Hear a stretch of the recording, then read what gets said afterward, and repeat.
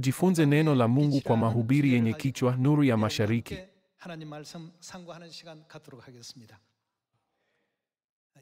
Biblia ilitabiri kwamba katika siku za mwisho lazima tukutane na Mungu anayetokea kutoka mashariki.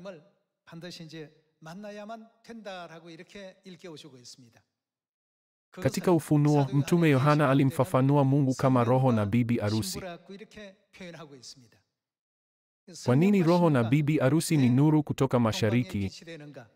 Kuhusu nuru hii, tuangalie Yohana wa kwanza sura ya kwanza mstari wa 5.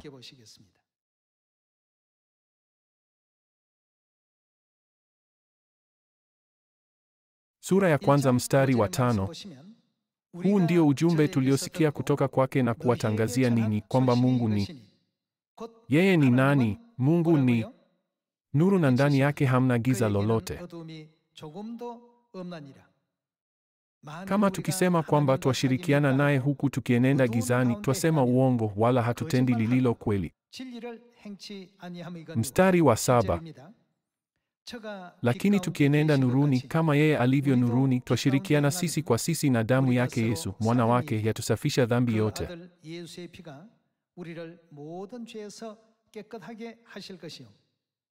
Katika Yohana wa kwanza sura ya kwanza mstari wa 5, nuru ni nani? Mungu ni nuru. Sasa tufungue Isaya sura ya 9 mstari wa 1.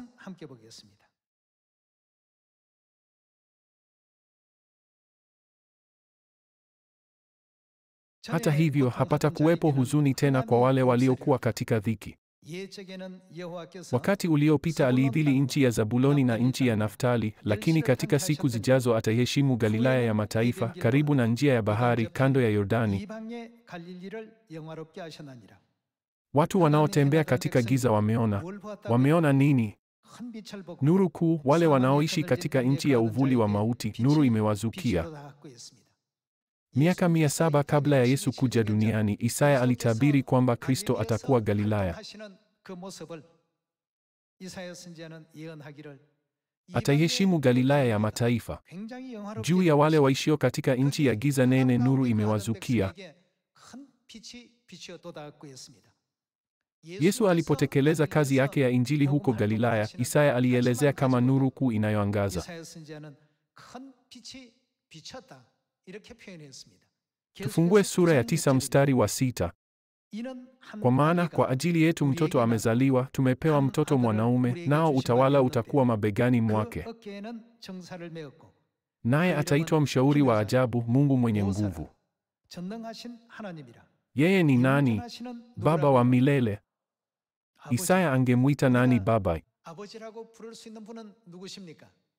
Mungu tu. Mungu Baba Yehova alikuja hapa duniani kama mtoto, kama mwana.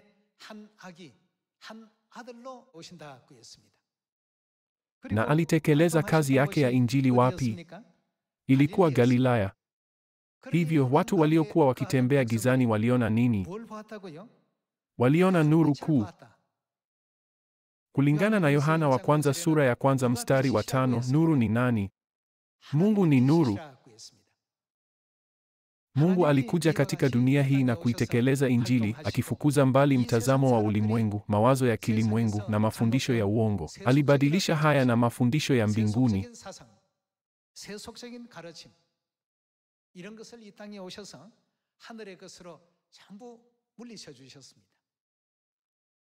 Je, hii si sababu tunaweza kuwa na tumaini la mbinguni, baraka ya uzima wa milele na imani katika ufalme wa Mungu?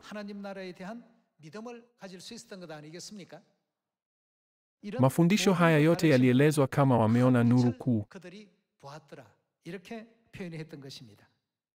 Tuangalie Yohana sura ya 12.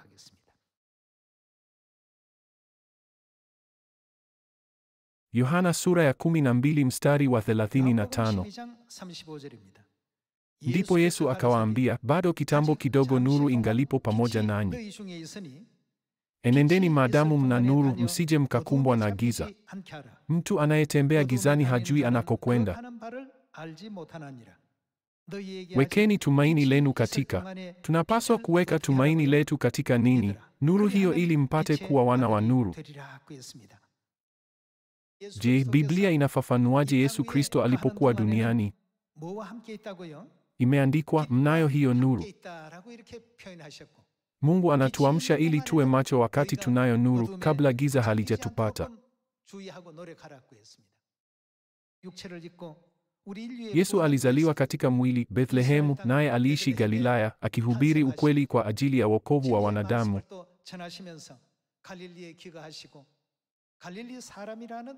Yesu alitekeleza kazi ya Injili huko Galilaya na alitambuliwa kama Yesu wa Galilaya. Matukio haya yote yanaonyesha kwamba Yesu ni nuru.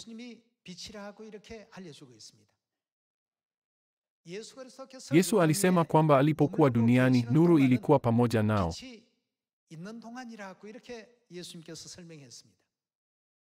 Tufungue Yohana sura ya kwanza mstari wa kwanza. Hebu tuhakikishe kwamba Yesu Kristo ambaye alikuja katika dunia hii katika mwili ni Mungu. Sura ya kwanza mstari wa kwanza. Hapo mwanzo alikuwako Neno, huyo Neno alikuwa pamoja na Mungu, naye Neno alikuwa Mungu. Tangu mwanzo huyo Neno alikuwa pamoja na Mungu. Vitu vyote viliumbwa kwa yeye, wala pasipo yeye hakuna chochote kilichoumbwa ambacho kimeumbwa. Ndani yake ndimo ulimokuwa uzima, na huo uzima ulikuwa. Uzima huo ulikuwa nini? Nuru ya watu. Mstari wa 5. Nuru hung'aa gizani, nalo giza halikufanya nini? Halikuishinda. Mungu ambaye ni nuru alikuja katika dunia hii na kuhubiri kwa wanadamu ukweli, akiwafundisha njia ya ufalme wa mbinguni.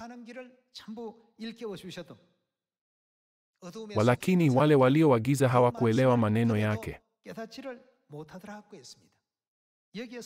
Hapa inasema nuru huangaza gizani. Je, nuru hii si ni Kristo? Tuendelee na mstari wa 6. Alikuja mtu mmoja aliyetumwa kutoka kwa Mungu, jina lake Yohana. Alikuja kama shahidi apate kuishuhudia hiyo nuru. Je, Yohana Mbatizaji haji kama Eliya kushuhudia kuhusu Yesu Kristo? Biblia inasema kwamba Yohana Mbatizaji alikuja kuishuhudia nuru. Tufungue mstari wa 7. Alikuja kama shahidi apate kuishuhudia hiyo nuru, ili kwa kupitia kwake watu wote waweze. Wanapaswa kufanya nini? Kuamini. Wanapaswa kuiamini hiyo nuru. Mstari wa 8. Yeye mwenyewe hakuwa ile nuru, bali alikuja kuishuhudia hiyo nuru. Kwamba nuru halisi imwangaziayo kila mtu ilikuwa inakuja ulimwenguni. Huyo Neno alikuwako ulimwenguni, na ingawa ulimwengu uliumbwa kupitia kwake, haukumtambua. Alikuja kwa walio wake, lakini wao hawakumpokea. Bali wote waliompokea aliwapa uwezo wa kufanyika watoto wa Mungu, ndio wale waliaminio jina lake. Hawa ndio wasiozaliwa kwa damu, wala kwa mapenzi ya mwili au kwa mapenzi ya mtu, bali kwa mapenzi ya Mungu. Neno alifanyika mwili. Katika sura ya kwanza mstari wa kwanza inasema Neno alikuwa Mungu, na hivyo Mungu alifanyika mwili. Akakaa miongoni mwetu, nasi tukauona utukufu wake, utukufu kama wa mwana pekee atokaye kwa Baba, amejaa neema na kweli.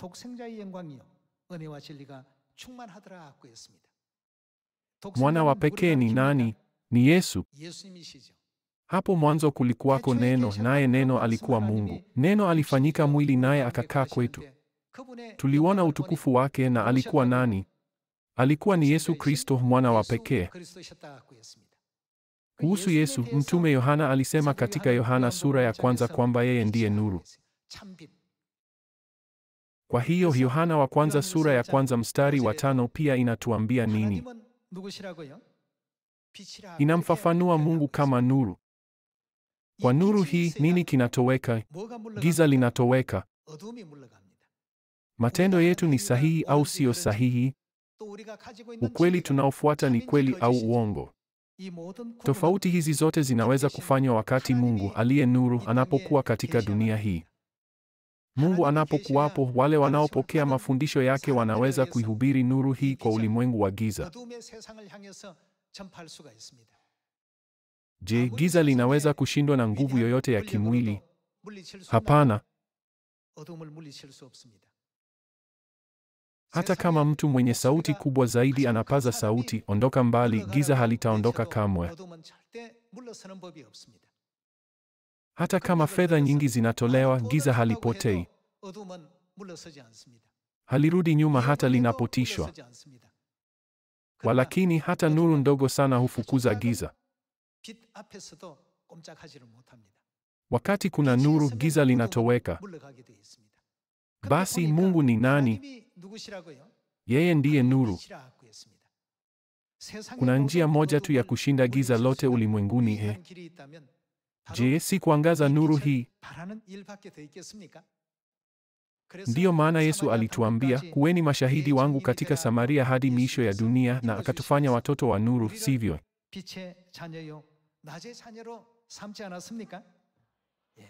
Walakini nuru ya mwisho kutoka mashariki siyo nuru moja bali mbili.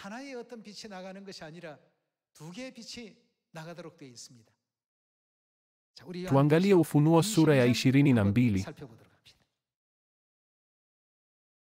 Katika Ufunuo sura ya 22 mstari wa 17 imeandikwa, Roho na bibi arusi wanasema, njoo. Roho ni Mungu aliyetuamuru tuwabatize watu kwa jina la Baba na la Mwana na la Roho Mtakatifu katika Mathayo sura ya 28 mstari wa 19. Yeye ni utatu. Yeye si watu watatu tofauti. Roho na bibi arusi wanasema, Mungu Baba na Mungu Mama ambaye ni bibi arusi wa Baba yetu wanasema, njoo. Naye asikiaye na aseme, njoo. Yeyote mwenye kiu na aje, na kila anayetaka na anywe maji ya uzima bure. Mungu ambaye atawaangazia ulimwengu huu wa giza kwa nuru, ni Roho na bibi arusi, Mungu Baba na Mungu Mama.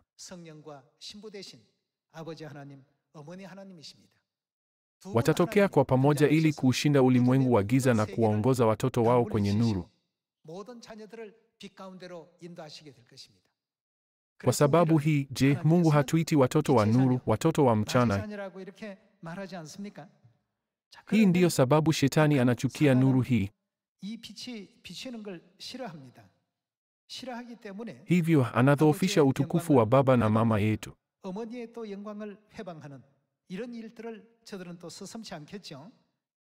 Tufungue Wakorintho wa pili sura ya 4 mstari wa 4. Wakorintho wa pili sura ya 4 mstari wa 4. Kwa habari yao Mungu wa dunia hii, Mungu wa nyakati hizi ni Ibilisi, si ndio? Kwa habari yao Mungu wa dunia hii amefanya nini? Amepofusha akili za wasioamini ili wasione nuru ya Injili ya utukufu wa Kristo aliye sura ya Mungu. Kwa maana hatujihubiri sisi wenyewe, ila tunamhubiri Yesu Kristo kuwa ni Bwana, na sisi ni watumishi wenu kwa ajili ya Yesu. Kwa kuwa Mungu, yeye aliyesema nuru na ing'ae gizani, ameifanya nuru yake ing'ae. Alifanya nini? Alifanya nuru yake mioyoni mwetu, ndani ya moyo wa kila ili kutupatia nuru ya maarifa ya utukufu wa Mungu katika uso wa Kristo. Hivyo kila mtu anapaswa kukubali ukweli huu wa kina. Kuna watu ambao hawalijui jina jipya. Hawajui kwa nini tunapaswa kusali katika jina jipya na kulisifu jina jipya, na kwa nini jina jipya linapaswa kuwa jina la Mwokozi katika nyakati za Roho Mtakatifu.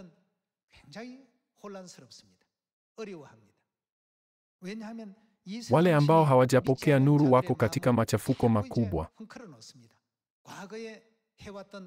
Ni kwa sababu Mungu wa nyakati hizi hupofusha akili zao.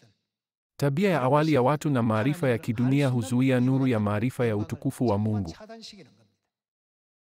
Miaka 2000 iliyopita, Yesu alipokuja katika dunia hii, alisema, mimi na Baba tu umoja, katika Yohana sura ya 10 mstari wa 30. Wayahudi, Mafarisayo, walimu wa sheria na makuhani, watu waliodai kumwamini Mungu, walijaribu kumpiga mawe Yesu, wakisema kwamba Yesu alikufuru.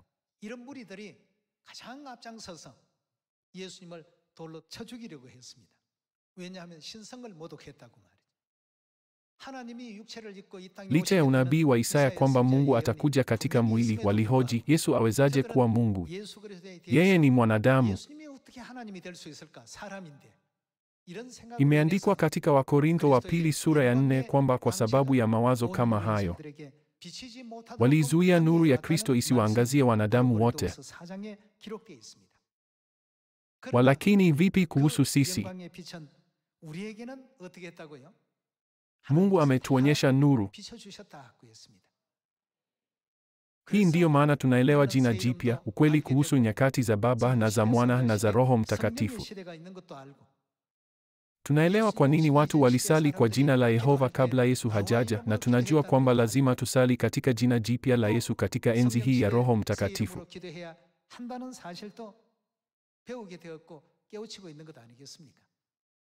Kwa kuwa Mungu ni nuru, tusipompokea Mungu, hatuwezi kamwe kusema kwamba tumeipokea nuru, wala hatuwezi kusema kwamba tumepokea nuru ya ukweli na nuru ya Mungu Elohim, Mungu Baba na Mungu Mama, ambao wamekuja kama roho na bibi arusi. Katika Biblia kuna marejeleo mengi yanayomtaja Yesu, mfano wa mwanaume wa Mungu, kama nuru. Vivyo hivyo, pia inatufundisha ukweli wa Mungu Mama, mfano wa mwanamke wa Mungu, kama nuru. Tuhakikishe hili kupitia Isaya sura ya 60. Isaya sura ya 60 inaimba utukufu ambao Yerusalemu atapokea. Tuangalie Isaya sura ya 60 mstari wa 1. Ondoka. Tunapaswa kufanya nini? Angaza. Kwa kuwa nuru yako imekuja na utukufu wa Bwana umezuka juu yako. Tazama, giza litaifunika dunia na giza kuu. Litafanya nini? Litayafunika nani? Mataifa. Kupitia giza kama hilo, Mungu wa nyakati hizi huficha uwepo wa Mungu na kuizuia imani ya watu kama tulivyoona awali katika Biblia. Mtawala wa ufalme wa anga, yaani Ibilisi, anawazuia watu wa Mungu wasimwelewe Mungu kwa usahihi kwa kusema, je, kitu chochote kizuri kinaweza kutoka Galilaya? Hakuwa na elimu. Je, baba yake si seremala na mama yake si mwanamke wa kawaida? Mtu mashuhuri anawezaje kutoka katika kaya kama hiyo? Shetani hutengeneza nyavu ili kuwafanya watu waone kila kitu kwa mtazamo wa kimwili.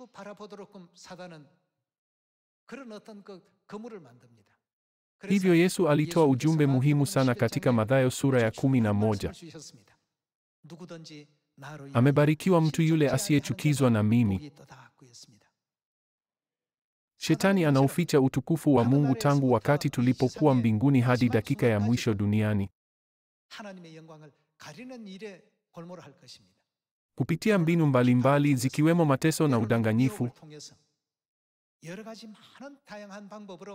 wanatuzuia tusimwamini Baba na Mama ili kutunyang'anya wokovu na uhuru kupitia njia ya ukweli.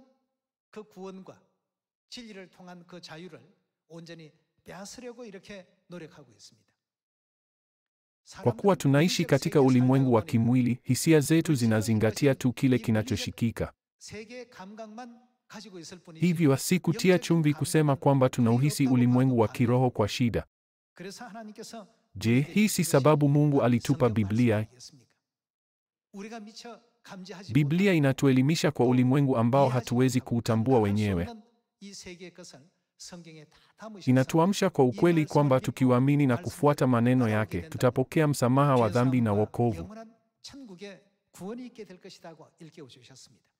Mojawapo ya kweli hizo ni yaminini nuru. Tuone Isaya sura ya 60 mstari wa 1 tena. Ondoka, angaza, kwa kuwa nuru yako imekuja na utukufu wa Bwana umezuka juu yako.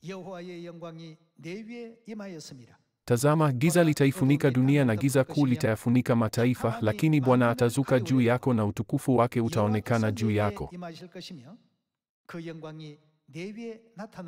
Mataifa watakuja kwenye nuru yako. Nuru yako inarejelea nuru ya Yerusalemu. Mataifa yatakuja kwenye nuru yako. Na wafalme watakuja wapi? kwa mwanga wa mapambazuko yako. Kwa kuwa huu ni unabii ulioandikwa na Mungu kupitia nabii, hauwezi kubadilika. Lazima itokee. Hata kama mtu angefanya juhudi nyingi kuingilia mpango wa Mungu akisema, nitazuia hili lisitokee, unabii bado utatimia.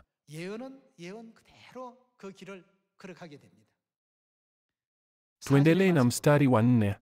Inua macho yako na utazame pande zote, wote wanakusanyika na kukujia. Mataifa watakuja kwenye nuru ya Yerusalemu, na wafalme watakuja katika mwangaza wake.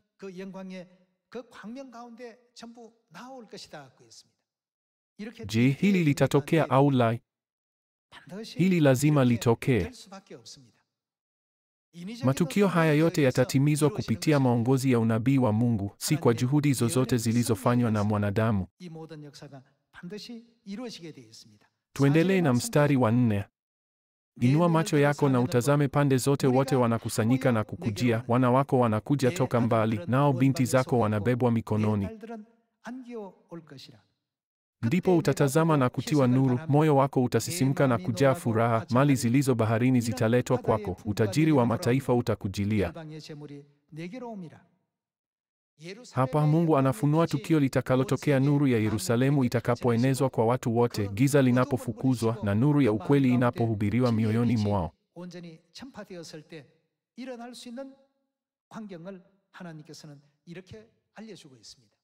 Tuendelee na mstari wa 12. Kwa maana taifa au ufalme ule ambao hautakutumikia utaangamia, utaharibiwa kabisa. Tuendelee na mstari wa 14. Wana wa wale waliokuonea watakuja wakisujudu mbele yako, wote wanaokudharau watasujudu kwenye miguu yako, nao watakuita mji wa Bwana, Sayuni ya aliye mtakatifu wa Israeli.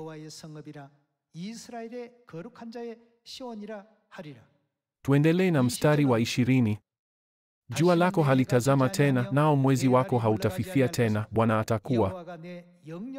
atakuwa nini? Nuru yako milele, nazo siku zako za huzuni zitakoma. Ndipo watu wako wote watakuwa waadilifu, nao wataimiliki nchi milele. Wao ni chipukizi nililolipanda, kazi ya mikono yangu, ili kuonyesha utukufu wangu. Aliye mdogo kwenu atakuwa nini? Atakuwa elfu, mdogo kuliko wote, atakuwa taifa lenye nguvu. Mimi ndimi Bwana, katika wakati wake nitayatimiza haya upesi. Inatukia lini utukufu wa Yerusalemu utakapohubiriwa kwa watu wote? Pia tuangalie sura ya 49. Isaya sura ya 49 mstari wa 17.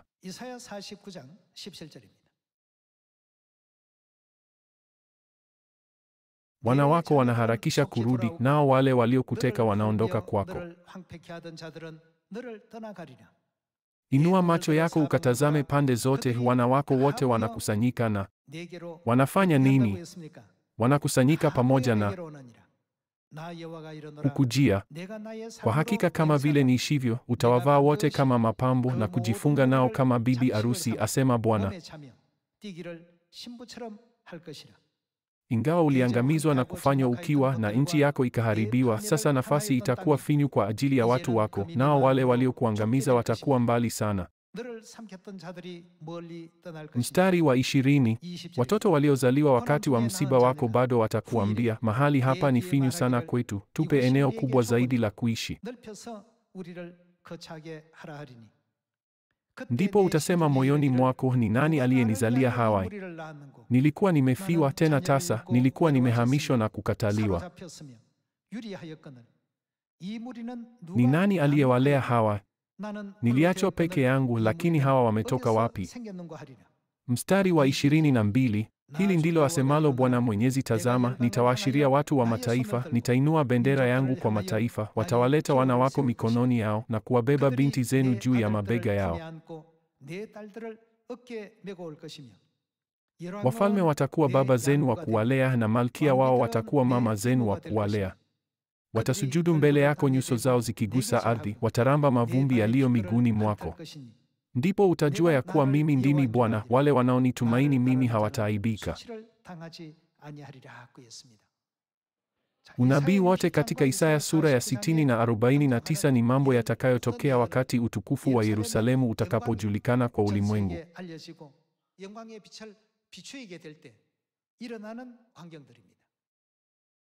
Basi tuone Yerusalemu anamrejelea nani kwa kufungua Wagalatia sura ya 4 mstari wa 26.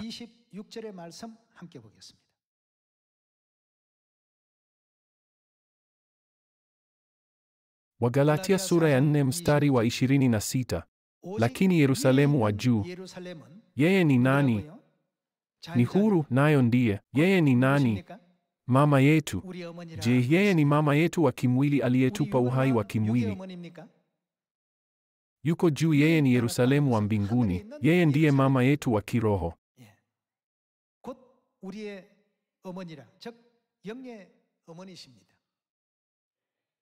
Tunaye Mungu Baba, lakini tunaye nani mwingine? Pia tunaye Mungu Mama.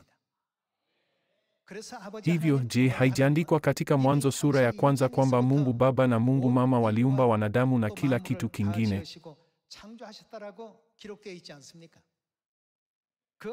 Wao ni roho na bibi arusi katika Ufunuo sura ya 22 mstari wa 17. Wanaangaza nuru yao kwa wanadamu wote. Wanasema nini kwa watu wote? Yeyote anayetaka kwenda mbinguni na kupokea msamaha wa dhambi anapaswa kwenda kwa nani? Njoni kwa roho na bibi arusi. Leo kuna makanisa mengi sana. Kanisa gani linawaita wanadamu waje kwa Mungu Baba na Mungu Mama? Ni kanisa letu la Mungu. Miungu ya ulimwengu huu inatuzuia tusiamini katika ukweli wa kanisa la Mungu, lakini kupitia maneno katika Wagalatia sura ya 4, Ufunuo sura ya 22, Mwanzo sura ya 1 na 11 na Isaya sura ya 6, tunajua kwamba tuna mtu pamoja nasi.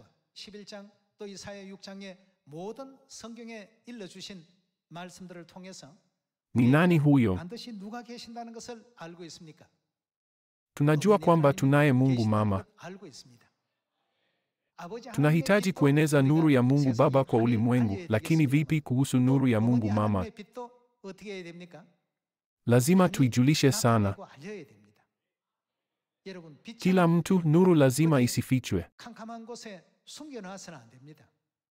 Yesu alisema nuru inapaswa kuwekwa wapi ili kuondoa giza?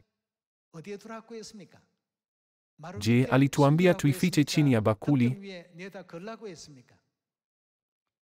Alituambia tuiweke juu ya kinara ili kwamba kila mtu aweze kuiona nuru. Kwa kuwa haya ni mapenzi ya Mungu, je, watoto wa Mungu na watoto wa nuru hawapaswi kuwa walinzi wa Yerusalemu wanaohubiri kuhusu Baba wa mbinguni na Mama wa mbinguni?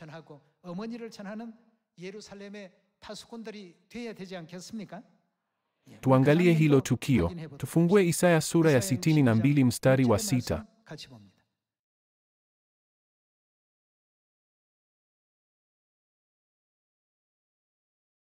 Nimeweka walinzi juu ya kuta zako, e Yerusalemu, hawatanyamaza mchana wala usiku. Yerusalemu inamwakilisha nani? Yerusalemu inamwakilisha mama yetu. Ninyi wenye kumwita Bwana, msitulie. Msimwache apumzike hadi atakapoufanya imara Yerusalemu na kuufanya uwe sifa ya dunia.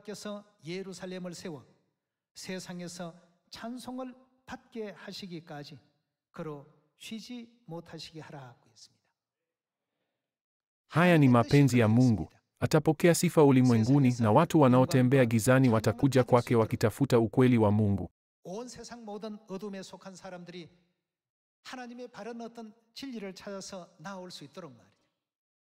Meli zinazosafiri usiku zinaweza kuhisi uwepo wa nchi kavu zinapoona mwanga kutoka mnara wa taa.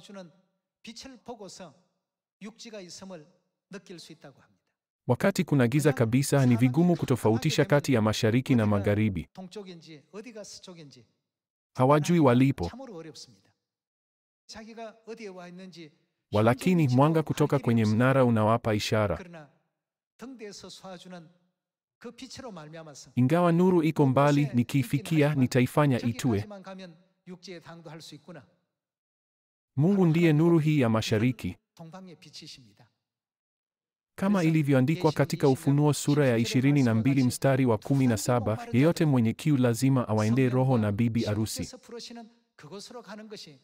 Ni njia ya mkato kuelekea ufalme wa milele wa mbinguni. Kama walinzi juu ya kuta za Yerusalemu, tunapaswa kupaza sauti zetu na kuitangaza nuru hiyo kwa majirani, familia na watu tuwajuao, ili kwamba nuru ya Baba na Mama iweze kuenea kote Samaria na hadi miisho ya dunia.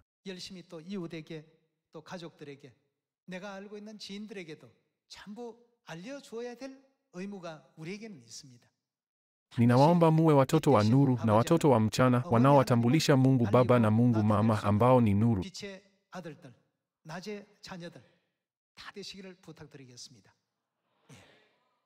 Kwa kuwa Baba na Mama wapo katika kanisa la Mungu, giza haliwezi kamwe kukanyaga ndani yake. Katika ulimwengu huu, Sayuni pekee ina uwezo wa kupambanua ukweli na uongo.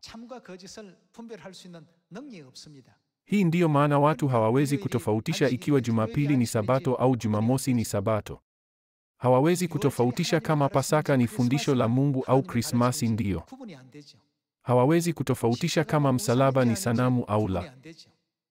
Mungu alisema tuwabatize watu kwa jina la Baba na la Mwana na la Roho Mtakatifu, lakini hawalijui jina la Roho Mtakatifu. Kama mtu hayuko nuruni, yuko gizani. Giza huifunika dunia na giza nene hupofusha macho na masikio ya watu. Katika hali kama hizo, nuru ya mashariki inakuja duniani. Ni nuru ya Mungu Baba na Mungu Mama. Kwa hiyo ninaomba kwamba kwa fahari na heshima kwamba nimeitwa na Roho na bibi arusi, sisi watoto wa nuru, wajumbe wa nuru, tutaeneza nuru katika ulimwengu huu wa giza. Kwa hili ningependa kuhitimisha mahubiri ya leo. Asanteni sana.